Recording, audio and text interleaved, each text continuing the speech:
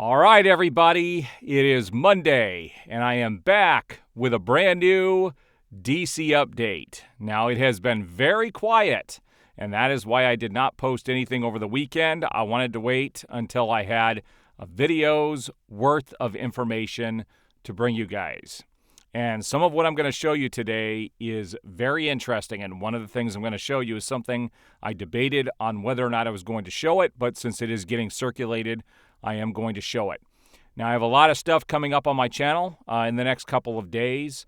Hopefully nothing big breaks later today in regards to DC, because I am going to be putting up my review of the new movie that just got released this weekend. I always forget. I always butcher the name of it. It's like the Ministry of Ungentlemanly Warfare, I believe is what it's called, or Gentlemanly Warfare. I don't remember which. The new film starring Henry Cavill.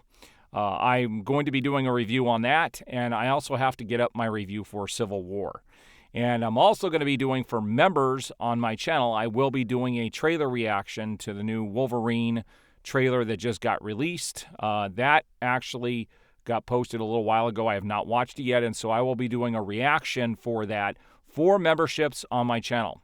And I've had to switch all trailer reactions over to memberships because I kept getting dinged by the studios, and they would take all the money from my videos. And so I am now going to be showing trailer reactions only to memberships on my channel. There is also going to be other things that memberships will also receive, but that is going to be the bulk of what I do so that I don't have to worry about the studios taking the money from my videos. All right, guys. Let's take a look at a few of the things that I've grabbed. Now, first thing I want to talk about before I show you any photos is the fact that the box office this weekend, again, Civil War was number one, and the other movie starring Henry Cavill was number two, but was still pretty weak for the box office overall because everybody stayed home to watch Rebel Moon Part 2. And what's crazy about this is Rebel Moon Part 2, directed by Zack Snyder, is now the number one streaming movie in the world in over 70, I think it's 74 different countries, which outdoes what Rebel Moon Part 1 did by a long shot. And also, Rebel Moon Part 1 is now number 3 on Netflix again. And I told everybody this was going to happen when they released Part 2, that the viewership for Part 1 was going to skyrocket. And it did. So Rebel Moon Part 2 is now number 1 on Netflix, and Rebel Moon Part 1 is number 3 on Netflix. And so though both of those movies are doing extremely well, I think it is going to do awesome numbers for Netflix, and Netflix, I do believe, will continue that franchise. So I don't think anybody has anything to worry about. If you're interested, you're not going to be that big of a phenomenon across the world and then not continue to promote it. It's something that is going to be a part of Netflix. All right, guys, let's take a look at the other DC stuff that I have grabbed for the week.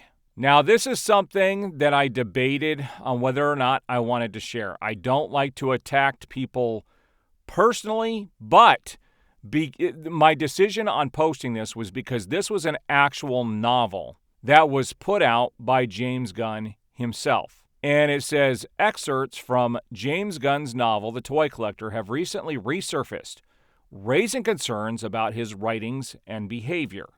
In the novel, a character named James Gunn discusses harming children in disgusting ways, which has intensified worries in light of Gunn's previous history of tweeting on similar themes.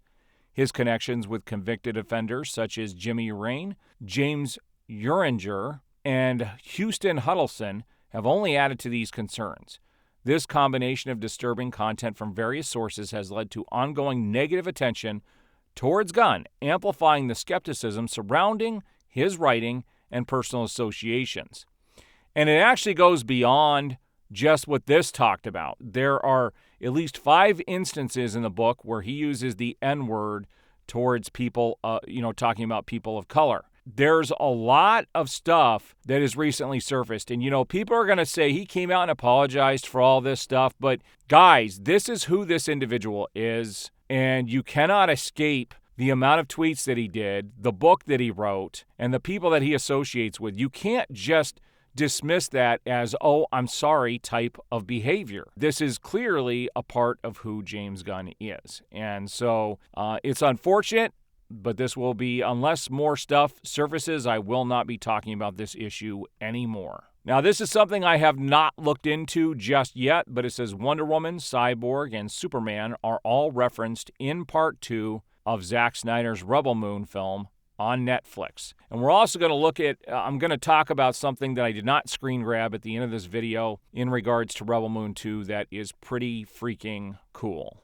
and is tied directly to the DC Universe, which gives us hope that the DC Universe will continue. This was also something that I found interesting. Somebody posted this and I took a look at it, and it shows you the about face that Jim Lee did in regards to the DCEU. The title of this is Man of Steel Made Jim Lee Cry. Starts out, as we previously reported, several Warner Brothers executives have already seen Man of Steel. So what did Jim Lee think of the movie? Well, the Man of Steel made him cry, but in a good way. In an interview with CBS in New York, Jim Lee said, "I've seen the movie. I've seen it. That's one of the perks of getting to work at DC Comics is that we get to see these kinds of things. It's an amazing re-imaging of Superman. There's stuff in there you've never seen in a Superman movie before. The special effects are incredible, but it's got a lot of heart. It really brought me to tears, actually, a couple of times in the movie, and that doesn't happen a lot." In another interview with CBS, Jim Lee also said, "It's epic. It's got a lot of heart. But one of the things that was kind of missing from the last Superman movie, I think, was the action. And this movie has it in spades. I mean, it's a visual thrill ride. It is amazing.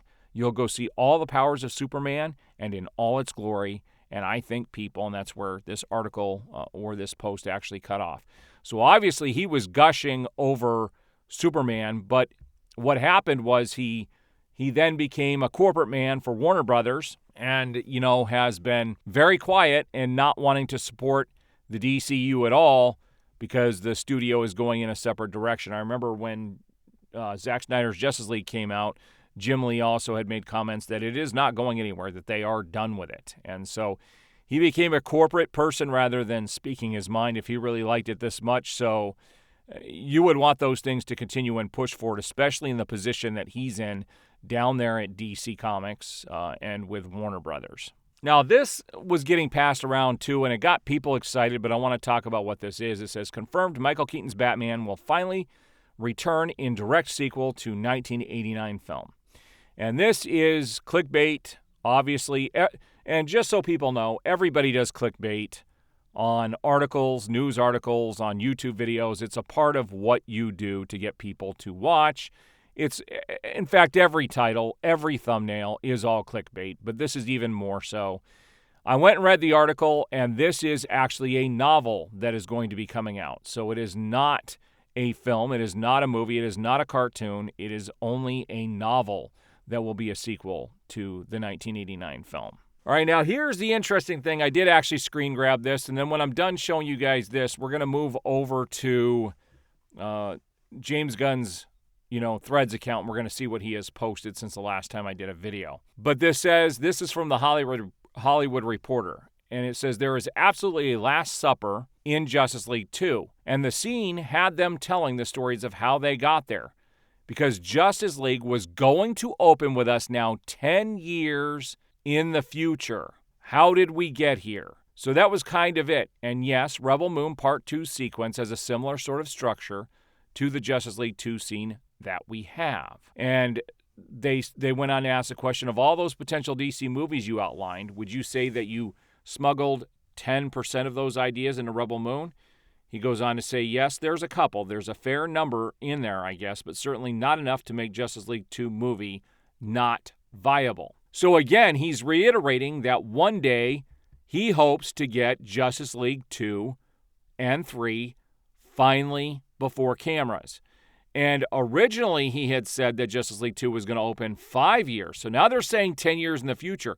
And why is he saying this? Because he's opening the door for him to be able to come back. And, it's been a couple of years since Justice League got released, Zack Snyder's Justice League. It's been 2 years, which still gives us 8 years to play with. So he's basically, what he's doing is he's opening the door to return in the future and showing you that he is still interested and still hopes to get it done.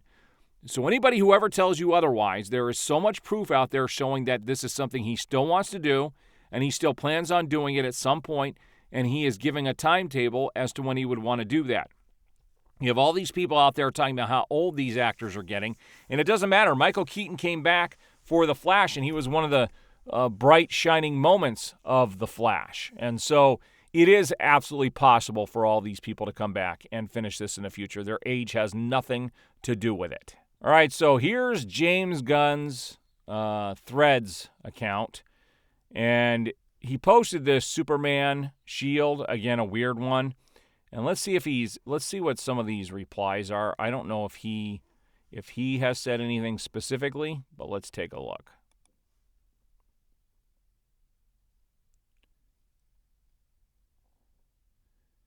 Yeah, so it doesn't look like he's actually responding to anybody.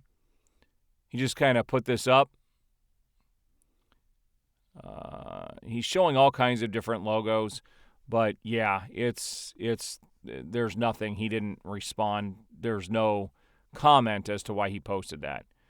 He's got a picture of him lounging here with his rainbow-colored jogging pants, along with his dog and a cat.